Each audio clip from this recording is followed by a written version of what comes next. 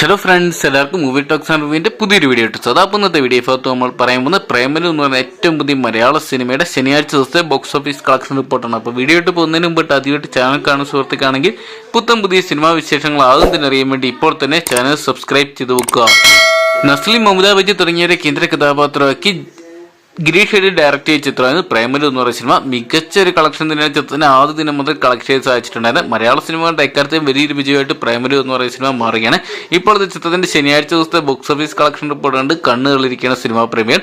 ചിത്രം റിലീസ് ചെയ്ത് 30 ദിവസമായി ഇന്നലെ മാത്രം ചിത്രത്തിന് 2.5 കോടി രൂപയാണ് ചിത്രം ഇന്ത്യൻ ബോക്സ് ഓഫീസിൽ നിന്ന് കളക്ട് ചെയ്തിരിക്കുന്നത്.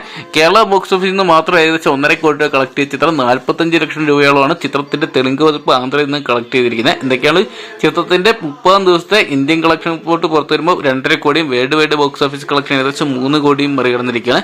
എന്തൊക്കെയാണ് ചിത്രം ഇതിനോടൊപ്പം 95 കോടിക്ക് മുകളിൽ കളക്ട് ചെയ്തെന്ന് അറിയാൻ സാധിച്ചിട്ടുണ്ട്. ഇന്നത്തെ കളക്ഷൻ റിപ്പോർട്ടോടെ പുറത്തു വരും ചിത്രം 100 കോടി ഉറപ്പിച്ചിരിക്കുകയാണ്.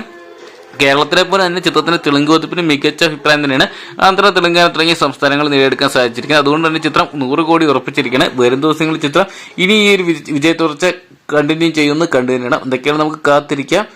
പ്രേമലു എന്ന് പറയുന്ന സിനിമയുടെ വരും ദിവസത്തെ വലിയൊരു ബോക്സ് ഓഫീസ് കളക്ഷൻ റിപ്പോർട്ടുകൾക്കായിട്ട്. അപ്പോൾ വരും ദിവസങ്ങളിൽ പ്രേമലു എന്ന് പറയുന്ന സിനിമയുടെ ബോക്സ് ഓഫീസ് കളക്ഷൻ റിപ്പോർട്ടുകൾ ആദ്യം തന്നെ അറിയുന്നുണ്ടെങ്കിൽ നിങ്ങൾ ഇപ്പോൾ തന്നെ ചാനൽ സബ്സ്ക്രൈബ് ചെയ്ത് വെക്കുക. ചാനൽ സബ്സ്ക്രൈബ് ചെയ്ത് തൊട്ടടുത്തുള്ള ബെൽ ബട്ടൺ കൂടി എനേബിൾ ചെയ്താൽ ഞാൻ വീഡിയോ അപ്ലോഡ് ചെയ്യുമ്പോൾ തന്നെ നിങ്ങൾക്ക് നോട്ടിഫിക്കേഷൻ ആയിട്ട് കാണാൻ സാധിക്കൂ.